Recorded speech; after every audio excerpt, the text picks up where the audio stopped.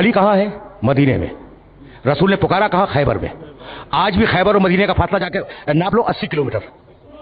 خیبر کے میدان سے رسول نے کہا یا علی. آواز پہنچی نہیں پہنچی؟ پہنچی تو آ جانا چاہیے تھا. پہنچی تو آ جانا چاہیے تھا. رسول نے دوسری مرتبہ کہا یا علی.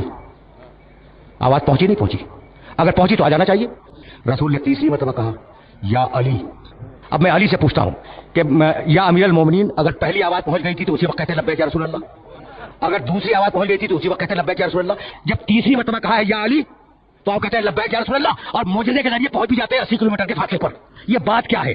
جاؤ دیکھو مسلمانوں میں جتنی فقہ ہے، رسول اگر کام کو ایک مرتبہ کرے مستحب، دوسری مرتبہ کرے سنت، تیسری مرتبہ کرے سنت مؤکدہ، تو تیسری آواز پہ اس لیے ہے کہ رسول کا عمل سنت بن جائے کہ 3 مرتبہ یا علی کہنا سنت مؤکدہ ہے.